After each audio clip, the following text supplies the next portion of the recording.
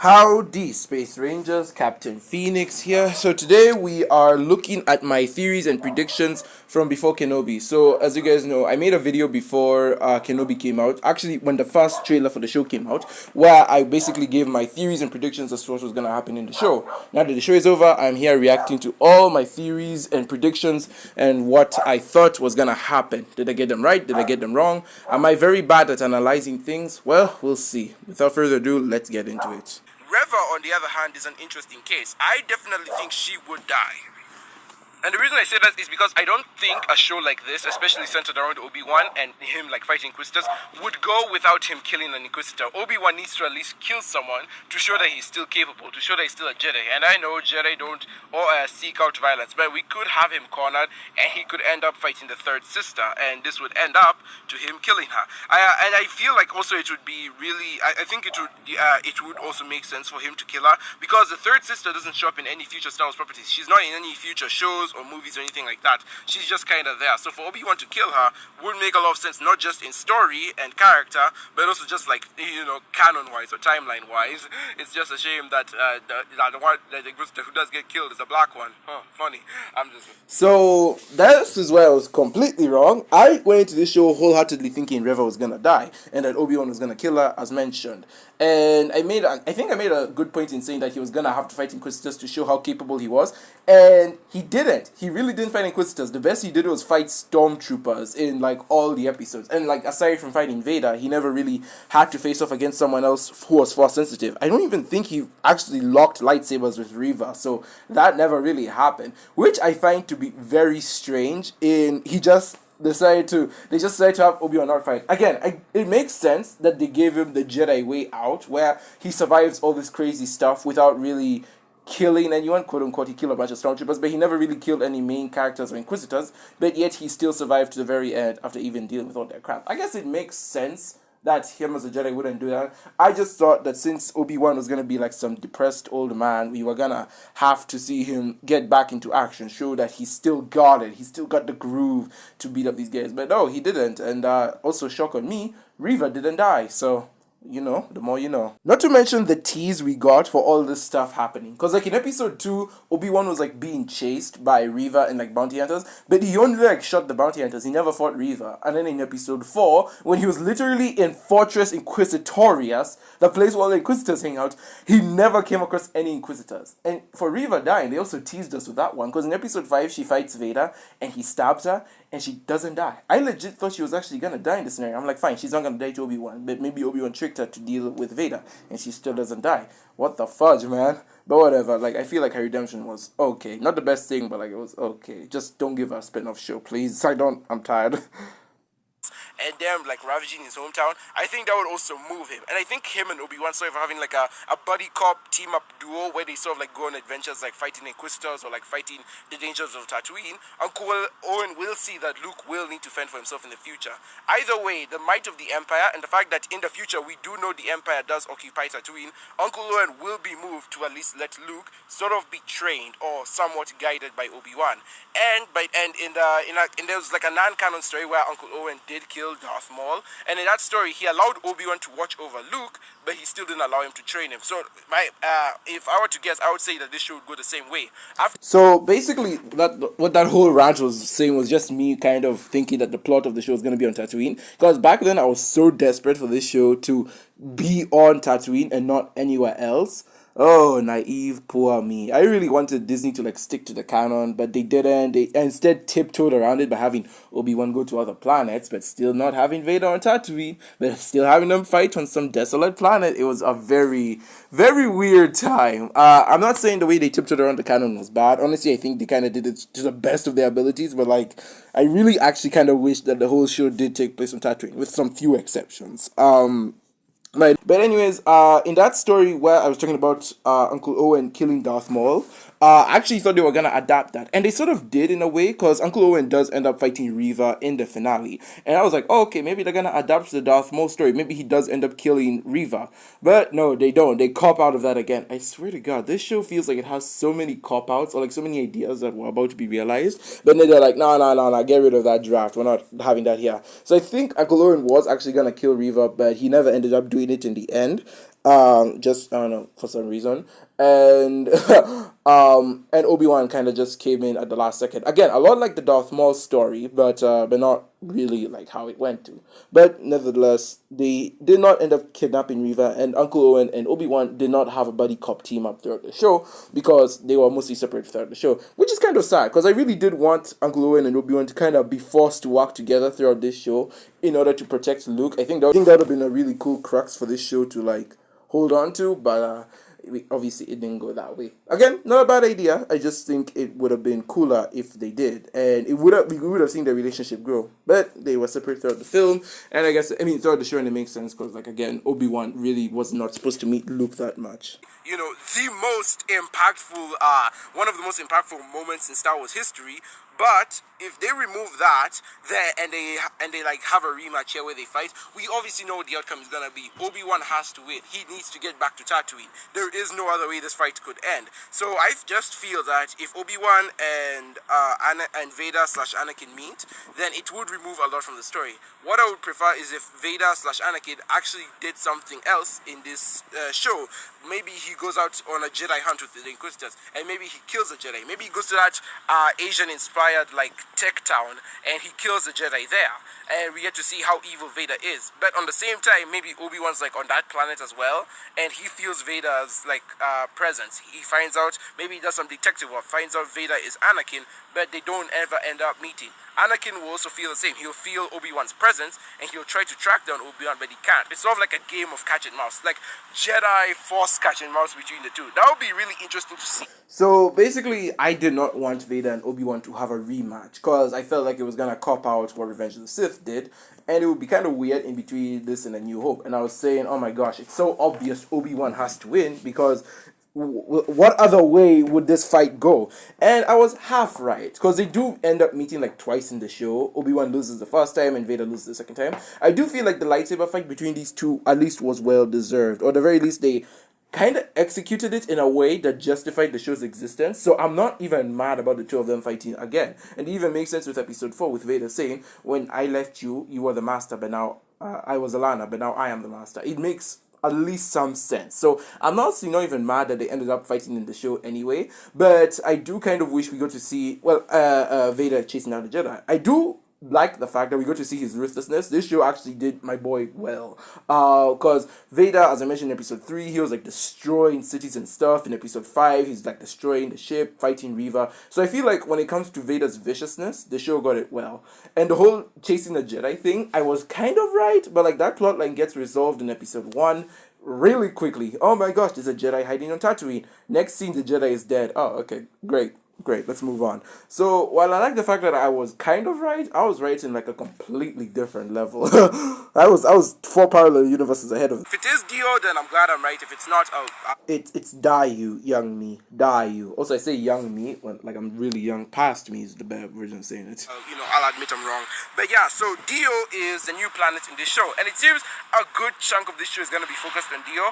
My main theory is that this is either going to be the pilot episode or it's going to be a sort of flashback episode. I feel like this episode wouldn't even have Kenobi in it at all. What this episode will do is that it will be mostly in service of the Inquisitors to show the kind of threat they are and what kind of enemies they are. As mentioned in my last video, my main idea behind Dio is that the Inquisitors went to Dio to search for a Jedi. Probably they were given a tip by a spy or a bounty hunter to go find this Jedi. And Vader probably went on this mission with them. So these 3 Inquisitors and Vader are hunting down this Jedi. And the Jedi's like, and we have like a quick chase throughout the city where the Jedi is like trying to lose them. But they eventually capture up to him. They corner him and we have a crazy fight. And the Jedi is actually holding his own. Maybe he'll defeat an Inquisitor or so. However, just as it seems he's gonna win, he loses. He either loses to the third sister or to Vader, one of the two. But either way, he gets killed by the Inquisitors or Vader, and this is where we get to see how truly powerful they are, what kind of threats they represent. Because if these 4 entities can take on like a Jedi of that power, imagine what they could do to Obi-Wan. So I feel like that's really gonna be Dio's whole story, is that the Empire is coming to take that planet, and as they are like colonizing it or whatever, they find a Jedi, and we could have. So I was completely wrong. Well, at least I was half wrong. I thought Dayu was gonna be the pilot episode. This is where we just can't get to see Vader. I thought it was honestly gonna be Vader's episode. We get to see what powerful of an entity this guy has become, and how we just get to see him smashing through Dio, demolishing everything just to get to this Jedi. And weirdly enough, I was both right and wrong. The Inquisitors are hunting a Jedi on Dayu, but they're hunting Obi-Wan.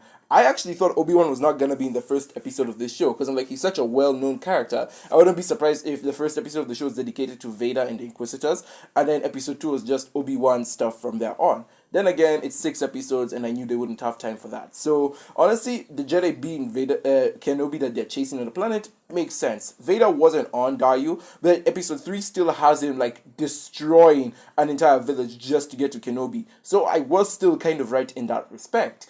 And also, weirdly enough, on Dayu, when they're chasing Kenobi, he is fighting bounty hunters and Inquisitors, and the bounty hunters do let Reva and the other Inquisitors know that Kenobi is on the planet, thus leading to the chase. As for the other Jedi who I thought they were going to kill, I was right. I knew there was going to be another Jedi that the Inquisitors were going to have to kill just to show how ruthless they are, except that happened in episode 1, where I mentioned he's not even in the episode for that much. He shows up, he runs away, he meets Obi-Wan, and then the next time we see him, he's dead. So, I was right that the Inquisitors were going to kill him. I just didn't expect it to be like so fast or to kill him off screen. But it does kind of feel good knowing I was at least like 75% right.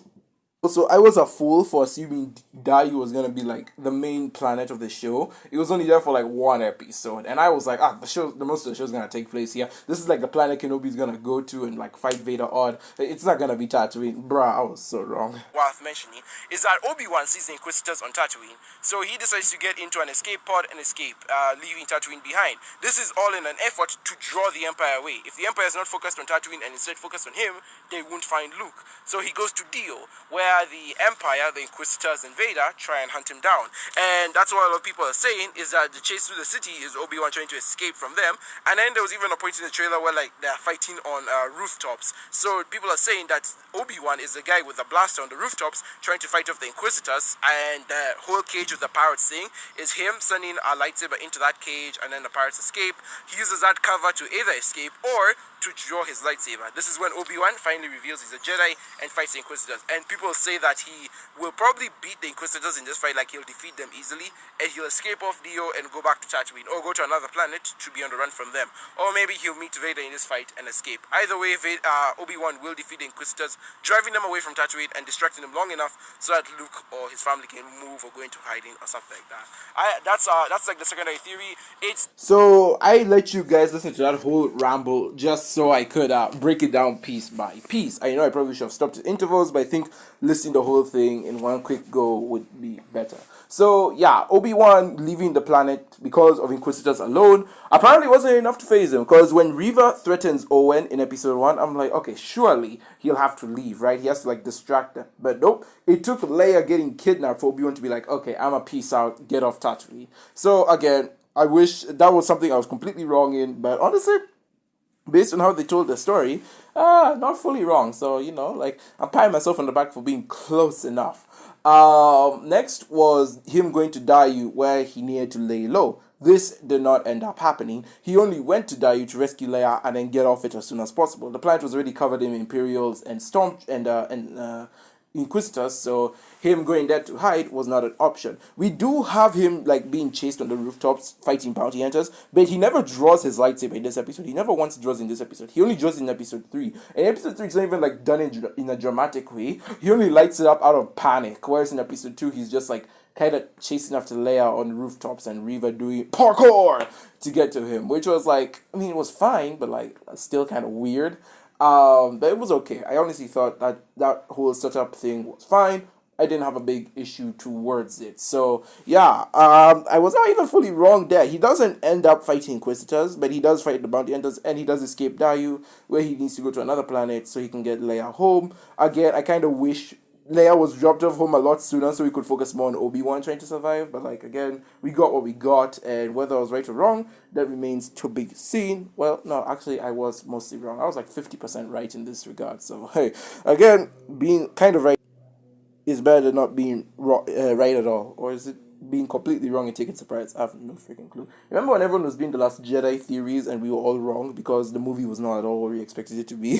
Oh boy, those were crazy days. We need something to shock Obi-Wan, to make him feel, am I doing the right thing? Or do I really have a purpose? What I'm doing really gonna be worth it in the end? Do I really have a purpose for everything I'm doing?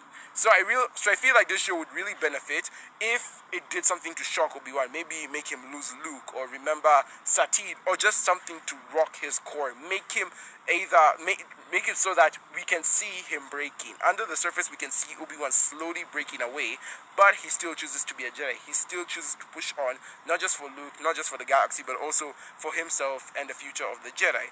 So the show kind of did this, right? It didn't go into a deep character study with Obi-Wan, which honestly is kind of disappointing. I mean, in a show called Obi-Wankenobi, you'd think they would give every waking moment into fleshing this guy out as much as possible, but they didn't. However, what they did explore with him wasn't bad either. The route they went with Obi-Wan is him having a lot of guilt over Anakin's fall, making Obi-Wan feel that he was partially responsible for turning Anakin into the monster he became. And of course, this gets resolved in the final episode when Anakin's like, "You didn't kill Anakin, Obi-Wan?"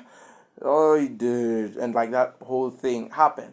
I feel like that happening in the show was very poetic and really served to make Obi-Wan's character better. I just kind of wish they went an extra step with it. Again, make him have an existential crisis as to what he's doing here. And episode 1 kind of does that. Episode 1 kind of has Obi-Wan really wondering, what's the point of all of this? Is there any hope? I'm just kind of going by the days here. I'm going to work. I'm making myself food. I can't even talk to Qui-Gon. I really wish they had done this a bit more. If in the last episode Luke actually went missing, like Reva kidnapped him instead of trying to kill him, I think that would have been pretty cool, honestly. Having Obi-Wan now be like, "Oh crap, the one kid I was supposed to protect is now in danger because of me." Instead, Luke is only in danger because Bail Organa left that message and Obi-Wan didn't delete it. So it's not even like fully Obi-Wan's fault. It's more like Bail Organa's fault, funny enough. But whatever. Again, we got what we got. And while I wasn't fully right, I also wasn't fully wrong. It's just I was expecting way too much of what the show was going to give. Obi-Wan would want to train with Qui-Gon, obviously. He's gonna train with Qui-Gon so that he can learn to like talk to Force ghosts and one day he'll master the art and become a Force ghost himself. We obviously need to see that in Obi-Wan. We need to see that training of where he talks to Qui-Gon. And at first, it's obviously going to be important. He needs to not talk to Qui-Gon. That should be the first thing. In the first 1 or 2 episodes, Obi-Wan needs to not be able to talk to Qui-Gon. Maybe there's a mental block. Maybe he's not doing his training right. Something is holding him back from talking to Qui-Gon. And when he discovers a revelation, or when he gets shaken to his core, like I mentioned, that is when he finally is able to talk to Qui-Gon. He's able to unlock the whole cosmic force thing. He's now able to be one with the Force. He can talk to Qui-Gon, he trains under him, and then in the future, he becomes a Force ghost. We need that, journey with Obi-Wan. That is what we... Well, I was freaking wrong, wasn't I? I was kind of right. Again, I am actually very proud of myself for getting it right. Obi-Wan wasn't able to talk to Qui-Gon, but I assumed he wouldn't talk to Qui-Gon for like the first 2 episodes or so. I did not expect Qui-Gon to show up at the last minute of the last episode. What the hell was that nonsense? Legit, I thought Qui-Gon was going to show up in like episode 4 or something. After Obi-Wan has been beaten by Vader, his mind is very jumbled.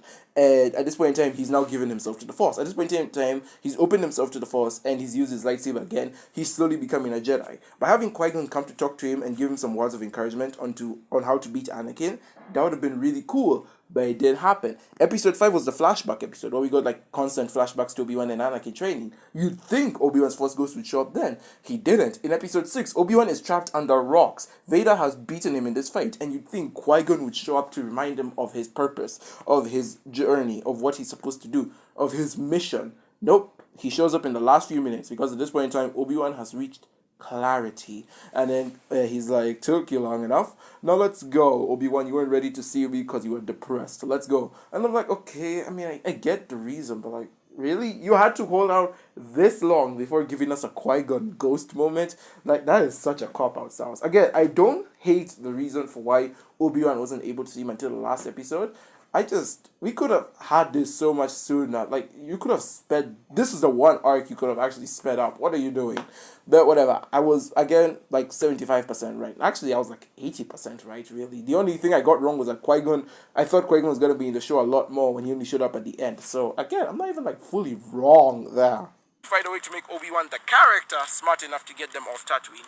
What will this confrontation with Vader look like? As I mentioned, it needs to be somewhat on another planet and also in a way where they don't physically interact. They can force connect like Rey and Kylo, but they have to do it in a way where it doesn't degrade whatever happened in Revenge of the Sith. It does not take away from the impactfulness of that movie, nor does it take away from the impactfulness of A New Hope, where they meet after 20 years. Here they're meeting after 10 years. It's not as big, but I can take it. I can take that. I will live with it. Basically, I thought the finale of Obi-Wan was gonna be Obi-Wan drives the Inquisitors away from Tatooine, but they gain enough interest to send the Empire there, just like send patrols, make sure no Jedi hang out there, cause like Episode 4 they do occupy Tatooine, and I also needed him and Vader to have a sort of force connection, but not meet up. As said, I liked Episode 6 a lot, and I really felt like that was a story they wanted to tell. So them meeting up in Episode 6, I am not upset with it at all. In fact, that's the one thing I am so glad I was wrong about. Past me wanted Episode 5. Episode 5, Vader and Obi-Wan do not meet, though they have a lot of like force connections, and in the end, Vader does end up learning a lesson from Obi-Wan,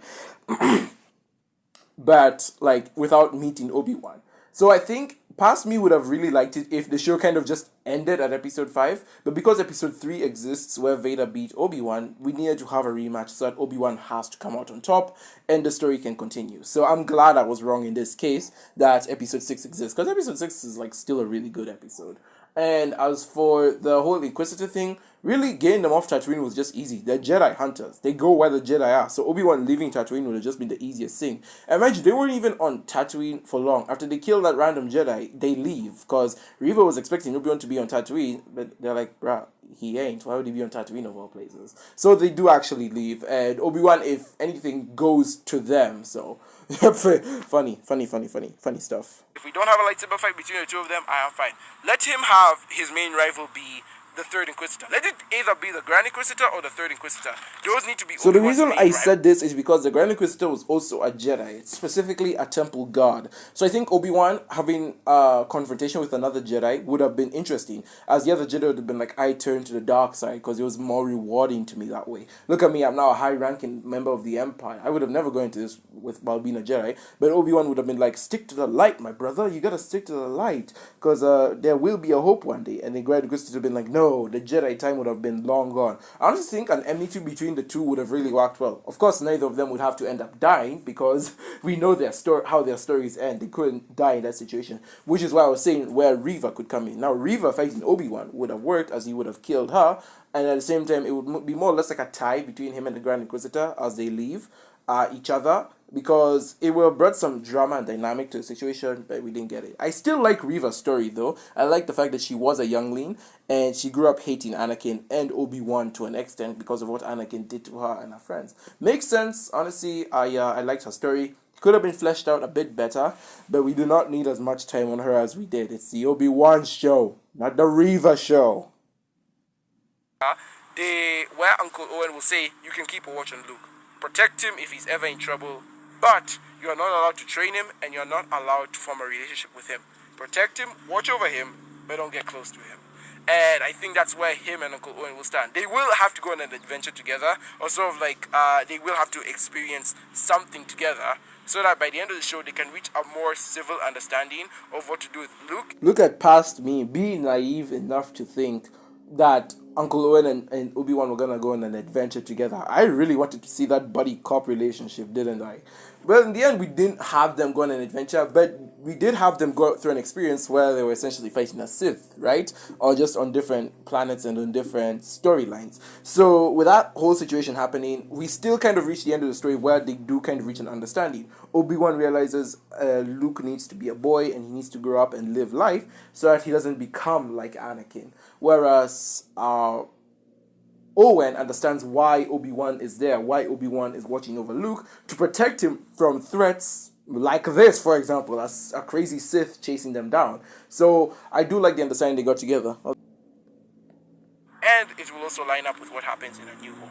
But anyways, guys, those are all my theories and predictions. I know this. Well, that's it, guys. Those are all my theories and predictions. Actually, not really bad. I do think my analyzing skills have gotten better. That or the Obi-Wan Kenobi show was predictable as hell. But I do think my analytic skills have gotten better. I was able to predict what majority of the show would look like. I added in my own writing fanfic talent in there, and kind of made the show what I wanted it to see, but not really what I had in mind. But in the end, we still got the show we got, and the fact that I was mostly right, like 8, 9 out of 10 right, I'm good, fam. But anyways, guys, that's gonna do it for today. I think this is the end of Star Wars week. I don't think I'm gonna make any more Star Wars videos, and I think it's probably good. I probably also need to take a break from this franchise. So let's hope I can watch a new movie coming out in the next couple weeks. High quality videos are back, baby. If the last couple weren't enough to tip you off to that, and I will say Captain Phoenix is more or less back. Thank you so very much for watching, guys. I've been Captain Phoenix, and with that, I will see you